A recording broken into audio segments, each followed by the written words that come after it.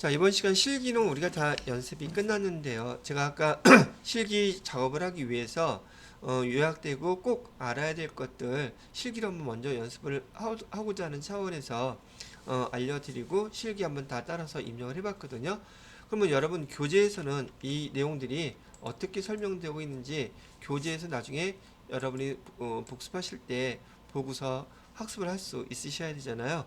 여러분 그 교재에는 몇 페이지 나와 있느냐면 얘가 434페이지에 나와 있는 내용들이에요. 실기하기 전에. 자, 그래서 연말정산 추가 자료 입력과 관련된 내용을 하나씩 보도록 하겠습니다. 여기 연말정산할 때 우리는 사원 등록도 했었고요. 급여 자료 입력이 선행적으로 자료가 다 입력이 들어가 있어야지 연말정산을 당연히 할 수 있는 것이겠죠. 그죠? 그래서 거기에 해당되는 것들 연말정산할 때에는 거기 필요한 증빙서류들에 대해서 뭐 특별공제라든지 기타 소득공제라든지 세액공제 뭐 여러 가지가 있는데 그런 것들을 입력하는 것들을 작업을 할 수가 있는 거예요. 그래서 여기 보시게 되면 사원명, 사번, 정산연월일, 귀속기간, 그다음에 연금보험료, 국민연금이라든지 4대 보험료들 있죠. 국민연금을 포함해서 거기 건강보험, 장기요양보험 이런 것들은 거의 손대지 않고 우리가 반영된 것을 보실 수 있었어요. 자, 그런 다음에 그 자료는 여기 보시는 것처럼 국민연금이라든지 해당되는 거 이렇게 반영이 됩니다. 더블 클릭하면 이렇게 나타나게 되어 있어요. 보시면 된다는 얘기고, 그 다음에 주택 자금과 관련돼서도 아까 입력해 보셨었지만 주택과 관련된 것들은 정확하게 주택 마련 저축 공제인지, 그 다음에 주택 임차 차입금 원리금 상환의 공제인지, 장기주택 저당 차입금 이자 상환의 공제인지 요것만 클릭해서 구분해서 입력해 주시면 돼요.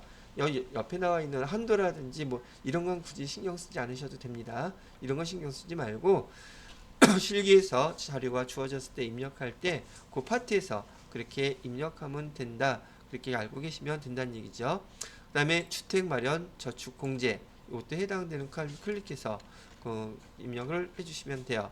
아까 우리 입력했던 거 여기서 나와 있었죠. 주택 임차 차입금 원리금 상환액 아까는 요거를 입력해 봤을 것이고요. 혹시 문제에 따라서는 장기 주택 저당 차입금 이자 상환에 얘를 입력하는 경우도 있는데 얘는 연도수를 잘 보셔야 돼요. 몇 년도에 차입을 했는지. 대부분의 시험 문제는 여기 2015년 이후에 차입한 것으로 나옵니다. 그 다음에 여기 15년 이상인지 15년 이하인지 구분했는데 여하튼 간에 주어진 자료를 보고 해당되는 칸만 정확히 선택해서 그 금액만 입력해 주시면 돼요. 됐고요. 여기서 뭐 이런 내용이 중요하다는 얘기는 아니고요. 그 다음에 아까 보셨던 개인연금, 저축공제 이런 것도 있고요. 여기 우리한테 중요한 건 얘죠. 신용카드에 관련된 거. 자, 신용카드 얘는 중요하니까 같이 한번 잠깐 읽어보도록 할게요. 신용카드는 여러분 시험 문제에서 빠지지 않고 출제되는 거예요.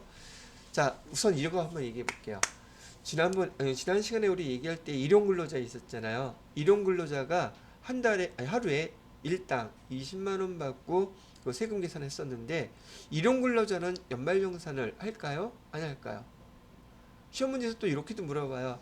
일용근로자는 신용카드 공제 받을 수 있나요? 없나요? 의료비 공제 받을 수 있나요? 없나요? 일용 근로자들은 거기 교육비 공제 받을 수 있나요? 없나요? 이거 물어봐요. 근데 일용직은요. 일용직 그 급여는 애시당초 종합소득에서 우리 근로소득 있죠?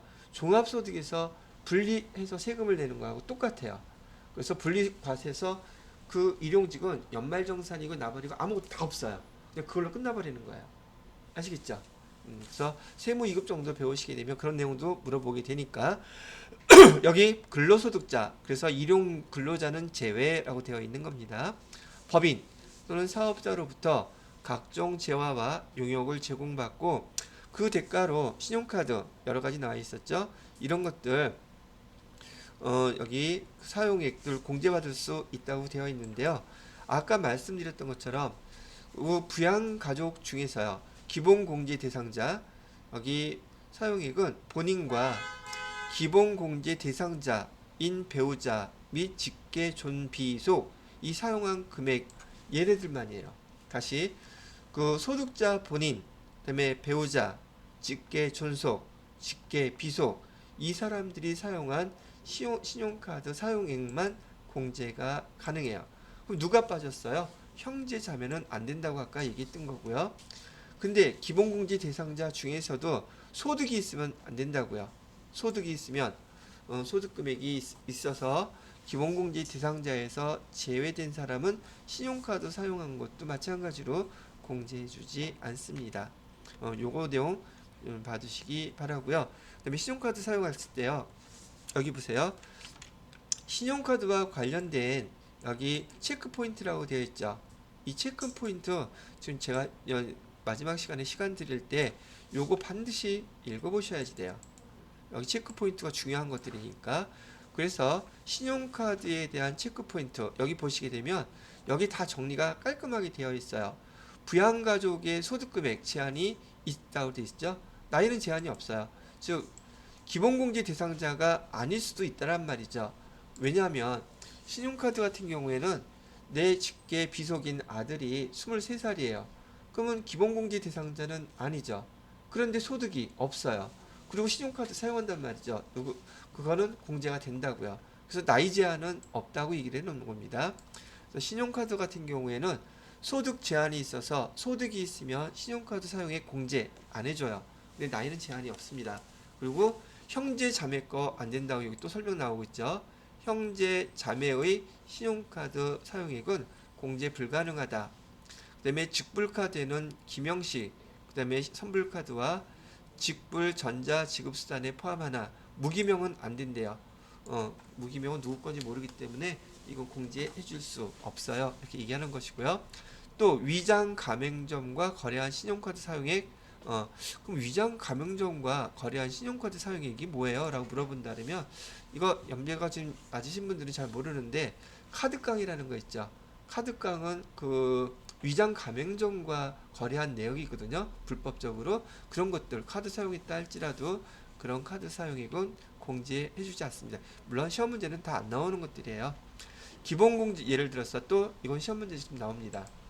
이론으로 기본공제는 다른 사람이 받고 신용카드 사용액만 또 다른 본인이 받을 수는 없다. 즉 부부가 각각 맞벌이를 하고 있는데 자녀에 예를 들어서 자녀에 대해서 기본공제는 남편이 받고 신용카드 사용액은 아내가 받고 이렇게 하면 안 된다고요. 그 사람이 속해 있는 건 모든 거 그쪽으로 다 포함시켜야 된다는 얘기를 합니다. 자, 그 다음에 밑에 신용카드 소득공제 제외 대상이라고 되어 있는데 요 내용에서 시험 문제 이론에서 많이 물어본 문제들이에요. 특히 세무 2급에서 앞에 지금은 제가 그 소득세 이론 파트를 갖다가 뭐 나중에 설명해 드린다고 얘기를 했었는데도 불구하고 지금 주로 여러분들한테 물어볼 것들은 근로소득과 연말정산에 대해서 주로 물어볼 거예요. 그렇기 때문에 그런 내용들을 갖다가 여기서 정리를 해 보셔야 될 텐데 자 신용카드를 사용했음에도 불구하고 신용카드 사용한 거 공제 안 돼요. 이거 얘기하는 거 있잖아요. 이건 기본적으로 여기에 해당됐어요. 자 봐요. 보험료를 냈으면은 보험료를 냈으면 보험료는 보험료라는 데서 공제가 되잖아요. 그런데 그걸 신용카드로 결제했다고 해서 신용카드에서도 중복공제가 가능하냐? 안 된다고요. 그 다음에 뭐가 있었느냐 하면 교육비도 신용카드로 공제를 했는데 신용카드로 결제를 했는데 교육비에서 공제를 받았다. 그런데 여기 신용카드 사용액으로 또 공제를 받느냐? 이것도 안 된다고요. 근데 중복공제가 가능한 게 있다 그랬었어요. 중복공제가 가능한 것은 교육비로도 공제해주고 신용카드 사용액으로도 교공제해주는 것은 미취학 아동인 경우 미취학 아동의 학원비는 중복공제 가능하다. 또 뭐도 있었느냐 하면 교복 초중고 학생들의 교복에 대한 결제는 여기 교육비로도 공제해주고 신용카드 금액으로도 사용한 것도 공제해준다. 이렇게 얘기가 되는 것이고요. 자, 그 다음에 또 뭐가 있느냐면 의료비는 아까 의료비는 중복공제 가능하다 그랬죠. 중복공제 가능하다. 그래서 부모님한테 뭐 부모님이 수술을 하셔가지고서 의료비로도 공제받고 그 대금을 저기 신용카드나 현금 영수증으로 결제했다 그래도 신용카드 사용한 금액으로도 중복공제가 가능한 항목이에요. 자, 그 다음에 또 낼 수 있는 것들이 또 뭐가 있느냐면 기부금을 갖다 냈는데 신용카드로 결제했어요. 그렇다면 기부금으로 공제했는데 중복공제는 된다? 얘도 안 된다는 얘기고요. 그 다음에 여기에 만약에 연금이라든지 별게 다 있는데 여기 중복공제 신용카드 사용액과 해당되는 거 중복공제가 가능한 거는 이 두 가지만 기억하시면 돼요. 저기 교육비하고 의료비, 교육비 중에서 또 미취학 아동에 대한 학원비하고 그다음에 교복에 대한 것만 중복공제가 신용카드와 각각 해당 비용에서만 공제가 가능한 것이지 나머지 거는 안 된다. 지금 보시게 되면 첫 번째 건강보험료, 노인 장기요양보험료, 고용보험, 연금보험 이런 것들은 각 보험료에서 벌써 공제가 다 됐기 때문에 신용카드 사용했다고 해서 신용카드로 또 공제가 되지 않는다는 뜻이에요. 또 밑에 보시게 되면 유치원, 초, 중, 고등학교, 대학교 등 영유아 보육시설에 납부하는 수업료, 입학금, 보육비용, 기타 이런 것들은 교육비에서 다 공제를 해주고 있죠.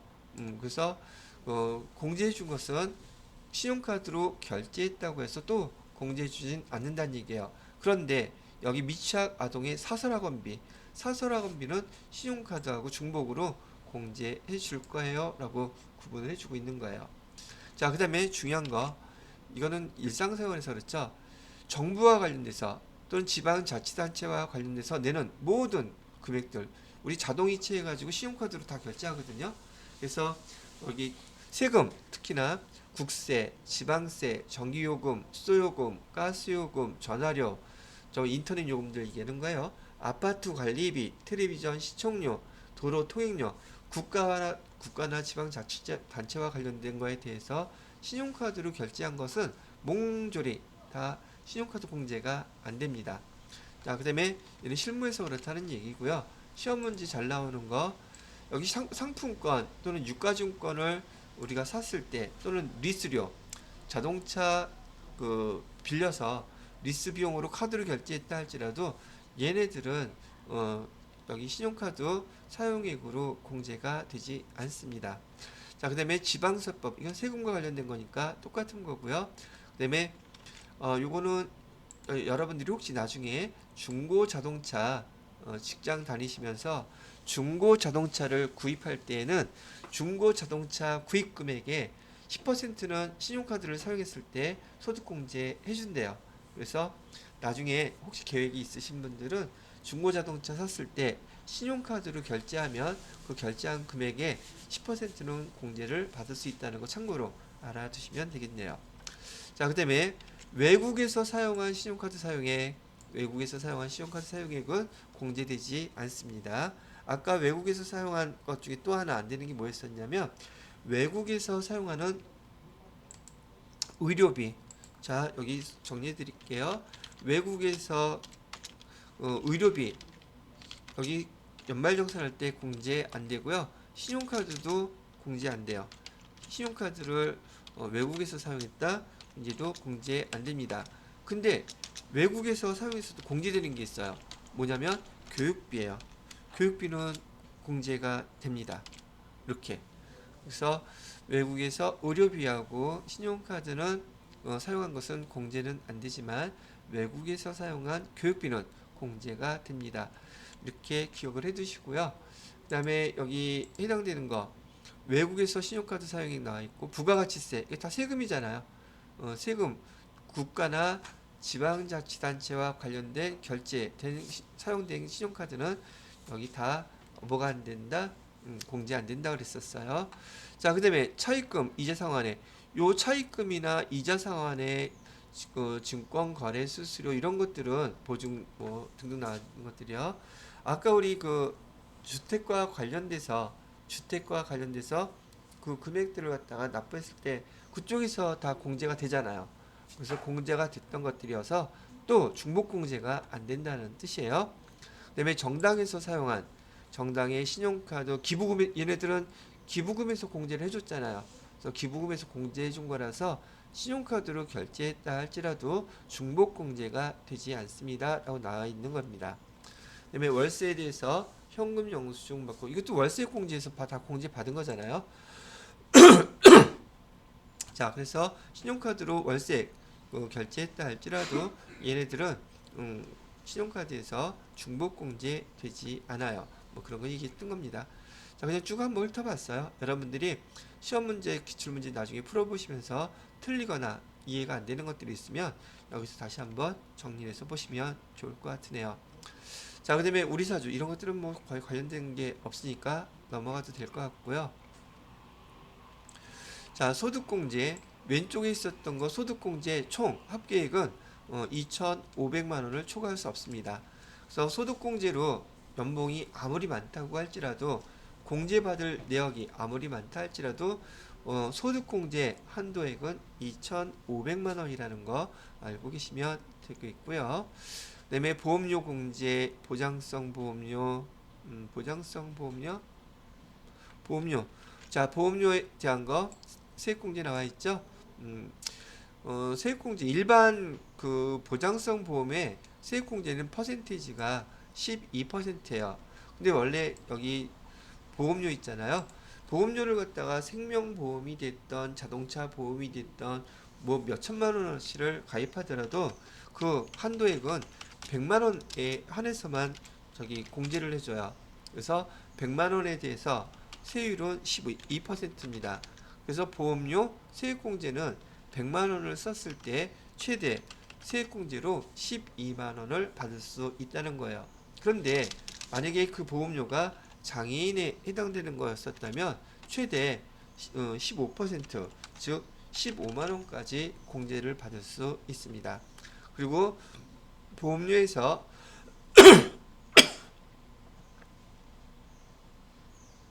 자, 보험료에서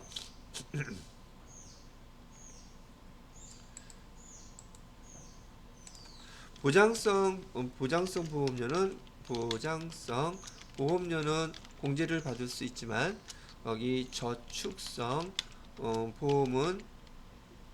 보험료는 공제받지 못합니다. 이것도 설명을 해드렸죠. 자, 여기 보시게 되면 거기 또 체크 포인트에 보험료와 관련돼서 기본적으로 체크 포인트 소득자가 납부한 뭐뭐 이런 보험료는 반드시 소득자가 납부한 것이어야 공제받을 수 있어요. 저축성 보험료는 세액공제 대상 아니라고 나와 있고요. 태아보험료는 세액공제 대상이 아닙니다. 출생 전이므로 기본공제 대상자가 아니기 때문에 그래요. 라고 보험료에 대해서 설명을 해주고 있네요.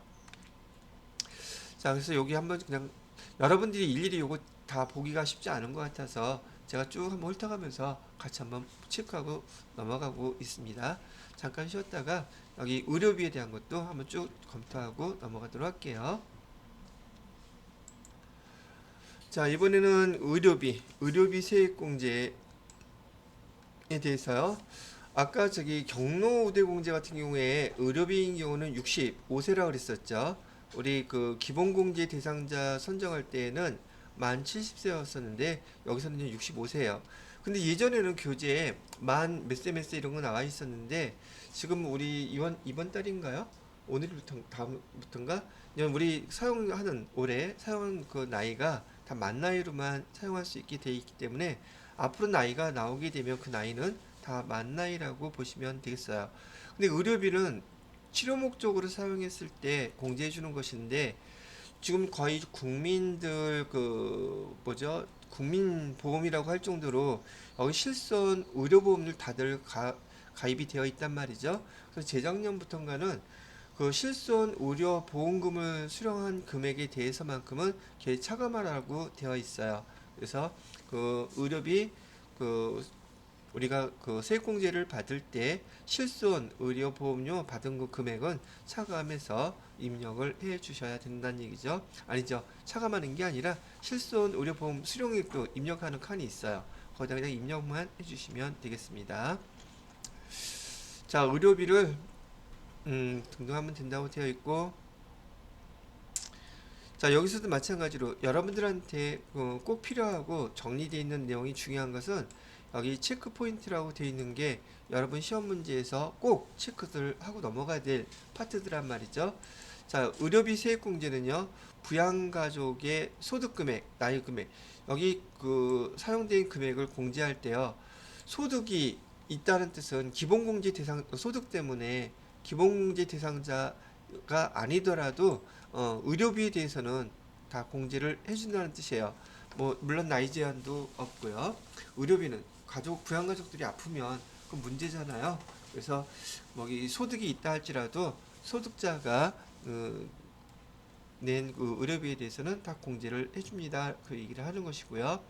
그다음에 국외 의료기관, 외국에서 의료비 세액 공제 안 된다 그랬었죠. 불가능하다라고 되어 있고, 안경이라든지 콘택트 렌즈 1인당 50만 원 한도라고 되어 있고, 교재에 보시게 되면 PG라고 써 있는 거는요, 여러분이 입력하는 그 프로그램의 페이지를 뜻해요. 그 페이지에서 한도 체크를 못하기 때문에 여러분이 직접 50만 원까지만 딱 입력을 해 주셔야 된답니다. 그다음에 미용, 성형수술을 위한 비용, 미용이나 성형수술 비용이라든지 건강 증진을 위한 의약품 비용은 의료비 세액공제 대상이 아니라고 되어 있죠. 미용, 그다음에 성형, 건강 증진, 얘네들은 의료비로서 공제받지 못합니다. 그런데 성형수술이라 할지라도 치료 목적이었다면 걔는 가능해요. 치료 목적이라면 성형수술할 때 의료비로서 공제받을 수 있습니다. 또 여기 얼마 전부터 나오기 시작했던 것들인데요. 이 간병인들한테 지급되는 돈, 이건 의료비 세액공제 대상이 아닙니다. 간병인한테 지급되는 의료비는 세액공제 대상 아니라는 것도 알아두시기 바라고요. 그다음에 실비, 변상, 보험 등의 보험금 수령액으로 지급한 의료비는 공제 대상에서 그만큼 빼라고요. 입력하는 칸 있다 그랬어요. 그다음에 건강보험 산정 특례자, 즉 중증 질환, 희귀성, 난치 질환, 결핵 진단받아서 본인 부담 산정 특례자로 등록한 자, 이건 별도로 이거 받는 데가 있으니까 그런 거고요. 총 급여액이 7천만 원 이하인 근로자가 모자보건법에 따른 산후조리원, 이것도 추가된 지 얼마 안 됐습니다. 산후조리원에서 산후조리 및 요양의 대가로 지급하는 비용, 출산 1회당 200만 원까지예요. 200만 원 이내의 금액에서는 의료비 세액 공제 대상이 됩니다. 근데 총 급여액이 7천만 원 이하인 근로자여야지 돼요. 총 급여액이 7천만 원 이하인 근로자가 산후조리원에서 발생한 비용에 대해서는 출산 1회당 200만 원까지가 의료비 공제 대상이다. 뭐 이런 것들만 잘 파악해 놓으시면은 여러분이 시험 문제에서 뭐 얘기하는 것들은 다 맞출 수 있으시지 않을까 싶어요. 자, 이번에는 교육비 세액 공제는 15% 공제율이 15%이고요. 아까 보셨던 것처럼 장애인 교육비는 전액 공제 가능하고요. 특수교육등 이것도 마찬가지고요. 그다음에 대학생은 900만 원, 미취학 아동과 초중고생 300만 원, 이건 얘기해 드렸고요. 본인 교육비는 대학원까지 포함이 됩니다. 그런데 대학원은 본인 이외 딴 사람은 다 안 돼요. 자, 되었고, 이것도 마찬가지로 체크포인트만 사실 보면 돼요. 체크포인트에 다 정리를 해놨으니까. 자, 교육비는 부양가족의 소득금액, 얘도 마찬가지로 소득금액이 있어서 기본공제 대상자가 안 됐다 그러면 교육비도 공제가 안 된다는 얘기예요. 간단한 예로 이런 경우죠. 자녀가 고등학생이에요. 지금 고등학생인데 지금 이 친구가 모델로 지금 활동을 하고 있어요. 광고 모델. 그래서 한 달에 벌어들이는 수익이 예를 들어서 1,000만 원이었다고, 연간 1,000만 원이었다고 한다면 족보상으로는 직계 비속이니까 자녀니까 족보관계 통과할 것이고, 그다음에 나이 관계도 통과할 것이고 고등학생이니까. 그런데 소득관계 때문에 이런 경우에는 기본공제 대상자가 될 수 없단 말이에요. 그러면 이 학생이 학교 다니면서 쓰는 모든 학비들 있죠. 그 몽졸이 다 공제 못 받아요. 왜? 소득이 있기 때문에. 그 얘기하고 있는 겁니다. 근데 나이 제한은 없다고 나와 있죠. 나이 제한이 있으면 돼야한데요. 아니, 교육비 지금 내 아들 딸 지금 23, 24인데 휴학하고 그래서 학교 다니는데 그 공제 안 해줘요? 기본공제 대상자가 되려면 만 20세 이하여야 되잖아요. 교육비 관련된 거. 근데 여기 교육비 사용한 거에 대해서는 나이 제한은 없습니다 라고 되어 있고, 자, 그 다음에 대학원 교육비는 본인만 가능하다 그랬죠. 직계 존속의 교육비는 공제 불가능하다. 지금 어머니 아버지인 경우에 직계 존속의 교육비는 보통 어디 나오냐면 이게 노인대학들 많이 나와요. 노인대학 이것도 나오고요. 어떤 분들 지금도 아마 공부하시는 분들 계시는데 젊었을 때 공부 못 하셔가지고 자녀들 다 키워놓고 지금 중고등학교 다니는 그 뭐지 학원 있죠. 그런 학교도 있어요. 대학교도 실제로 있고요. 다 안 돼요. 다 안 돼요. 자, 취학 전, 근데 이제 장애인인 경우 특수교육 있잖아요. 그거는 가능합니다. 취학 전 아동의 학원비 공제 당연히 가능하다 그랬죠. 미취학 아동은 지금 우리 교육에서 의무 교육제에 포함되어 있지 않잖아요. 그래서 미취학 아동의 학원비 공제 가능하지만 초, 중, 고 또는 저기 본인, 배우자 다 포함해서 학원비 교육비로서 공제는 불가능해요. 근데 뭐는 가능하겠어요?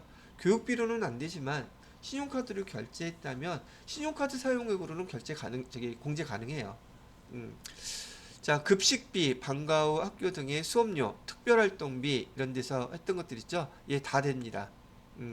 그다음에 아까 수학여행 체험학습비 30만 원 공제 가능하다고요. 그다음에 교육비 중에서 교육이래네. 교복이 아니라 교복도 1인당 딱 50만 원이에요. 얘도 교육비로서 공제받는데 교복이 100만 원이라고 한다면 여러분이 50만 원만 딱 정확히 입력해야 돼요. 왜? 교재에서 보시면 페이지에서 한도 체크가 안 된다 그러죠. 이런 것들은 잘 기억해 두셔야 된답니다. 자, 학자금 대출을 받아 지급한 교육비는 공제 대상 아니고 얘는 학자금 대출에서 원리금 상환으로 다 공제를 해준다는 얘기예요. 자, 이걸 정리 한번 해봐 주세요. 자, 기부금에 대해서는 요 용어가 분명히 바뀌었을 텐데 지금 얘기해서 그러니까 50만 원까지만 입력하면서 네, 페이지에 한도 체크 몇 개가 지금 나왔는데 이런 애들 외에는 나머지들은 다 그냥 입력해도 돼요. 예, 예. 그럼 걔가 알아서 체크해요. 아까 말씀하셨던 게 정콕인데 왜 안 되는지 저도 잘 모르겠어요. 자, 기부금은 안 할게요. 여기서는 할 수가 없고요. 여러분 기부금은 440페이지서부터요. 기부금 세액공제에 대해서 이게 개정이 됐기 때문에 교재가 달라요. 그래서 여기서는 더 이상 하지 않겠습니다. 근데 여러분은 교재를 보세요. 제가 교재 440페이지에 기부금 세액공제 나와 있고요. 441페이지에 기부금 코드 나와 있죠. 특례 기부금 아까 우리 봤던 거예요. 근데 이게 작년도 거는 없단 말이에요. 그래서 거기 특례 기부금에 뭐가 있는지, 그다음에 일반 기부금에 뭐가 있는지 구분을 그렇게 해놓은 거예요. 이게 더 보기가 좀 편하기는 합니다. 그래서 이거 보시고요. 그다음에 거기 체크 포인트, 기부금 세액공제는 부양가족의 소득금액 제한은 있으나 나이 제한은 없다. 정치 자금은 본인이 지출한 것만 공제 가능하다. 기부금 한도 초과로 공제 받지 못한 금액은 10년간 2월 공제 가능하다. 이렇게 나와 있죠. 그 다음에 이제 연금계좌 세액공제, 그 다음에 월세액 세액공제, 그 다음에 전 근무지, 종근무지의 급여 입력, 그 다음에 국세청 기타 구분. 얘네들은 지금 방금 했던 것들을 읽어보시면 되겠고요. 443페이지 보시게 되면 거기 별표 3개 해놓고 조금 전에 소득금액의 제한은 있으나 나이 제한이 없는 것들이 있었죠. 그죠? 자, 요거는 제가 이렇게 한번 구분해 드려 볼 테니까 제가 써드리는 걸로 외우시는 게 좀 더 보기가 편하실 거예요. 여기 처음에는 소득 금액 제한, 여기 나이 제한, 이거 똑같이 써놓고요. 아까 우리 봤을 때요, 왼쪽에 있던 거 소득공제라 그랬죠. 소득공제의 대표적인 게 지금 신용카드거든요. 신용카드, 그 다음에 오른쪽에 세액공제에 있었던 게 첫 번째 게 보험료였었어요. 두 번째 거는 보험료 밑에 있었던 게 의료비였었거든요. 그 다음에 세 번째가 교육비, 네 번째가 기부금, 이렇게 돼 있어요. 요거를 갖다가 기억하기 편하게 아무 때나 기억할 수 있게 한번 외워보시라고요. 나이 소득의 제한이 있는지 없는지 그걸 어떻게 구분하느냐 하면, 지금 가장 기본적으로 이 보험료 있죠. 보험료만 갖고 먼저 생각을 해볼게요. 저기 보험료는 소득 제한이 있어요. 즉 거기 부양가족 중에서 내가 보험료를 내줬음에도 불구하고 소득이 있다면 그 보험료 공제 안 된다는 뜻이에요. 그리고 나이 제한도 있어요. 그래서 이거 연말정산할 때 만 20세 미만, 그다음에 60세 이상 그 나이 제한도 따진단 말이죠. 만 59세인 어머님 보험료 내줬다고 공제가 된다 안 된다? 안 된다고요. 둘 다 제한이 있기 때문에. 오케이? 거기에 반해서 여기 의료비 있죠. 의료비는 둘 다 제한이 없어요. 소득 제한이 없다고요. X. 그다음에 나이 제한도 없어요. 기본 공제 대상자 이건 아니건 그런 거 안 따진다고요. 그냥 공제가 다 가능해요. 소득이 있어도 나이가 넘었어도 안 됐어도 다 공제 가능하다. 자, 보시죠. 여기는 두 개 다, 보험료는 두 개 다가 제한이 있는 거죠. 의료비는 두 개 다 제한이 없는 거죠. 그리고 나머지 것들 있죠. 나머지 것들은 다 소득 제한이 있어요. 나머지 것들은 뭐 따지지도 않고 소득 제한은 있으되 뭐는 없다? 나이 제한은 없어요. 이렇게 기억하시는 게 더 낫지 않을까 싶어서, 교육비도 마찬가지로요. 여기 소득 제한은 없는데, 아니, 잘 거꾸로 했네.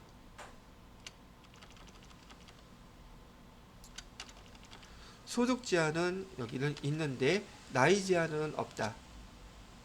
다 공통이라는 뜻이에요.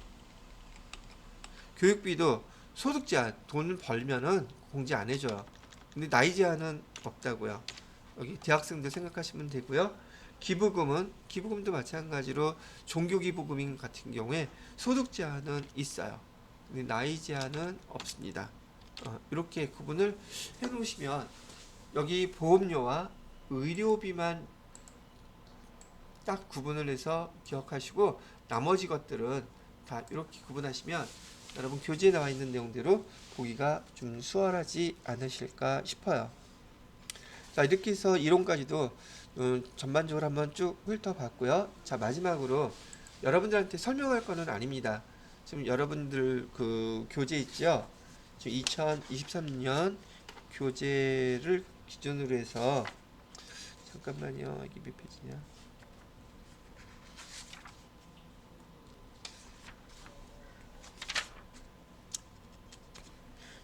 전자신호.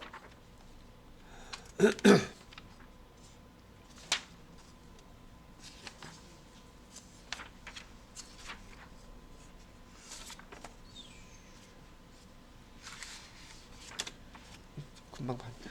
자, 교재 253페이지 한번 보세요.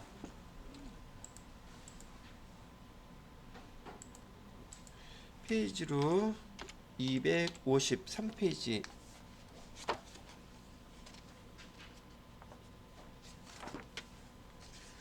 자, 253페이지를 보시고요. 저는 몇 페이지를 봐야 되느냐?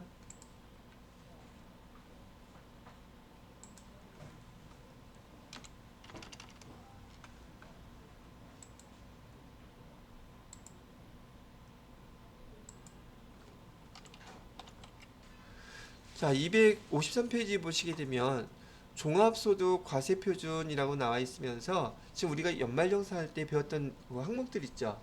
종합소득세 거하고 똑같아요. 아니, 실제로 그 연말정산 서식이요, 종합소득세 서식이에요. 그거를 우리 연말정산에만 적용해서 먼저 작성한 건데 여기 종합소득 공제에 보시게 되면 얘가 이론상의 그 세법에 나와 있는 파트란 말이죠. 지금 설명해 드렸던 내용들하고 다 똑같아요. 그래서 인적 공제부터 특별소득 공제, 기타 공제 내용들이 쭉 나와 있어요. 이렇게. 그죠? 추가 공제 내용이 자세히 설명이 되어 있단 말이죠. 그래서 실기 입력했던 내용을 보고서는 정리하셔도 좋고 아까 그래서 팁이라고 되어 있는 거 있잖아요. 그걸 보셔도 좋고 지금 여기 나와 있는 254페이지에 나와 있는 요 내용을 지금부터 천천히 한번 정독해서 읽어보시면 전반적인 내용들 복습이 충분히 되실 거라고 봅니다. 여기 세율도 다 나와 있죠. 뭐 자세하게 뭐 이런 것까지 설명이 나와 있는데 여러분들한테 실기로 입력했던 그 내용 그 파트에 대한 것들만 정리해서 먼저 보세요.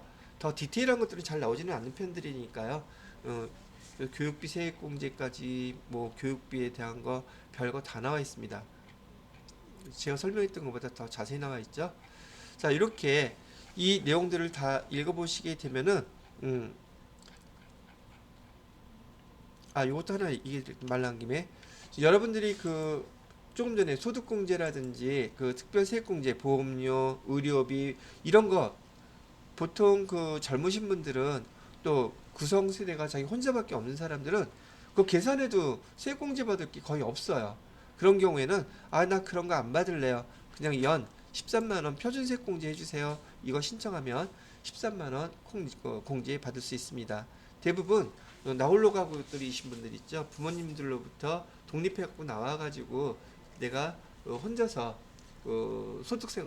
근로생활하고 있을 경우에 이런 경우에 해당되는 경우가 많이 있어요.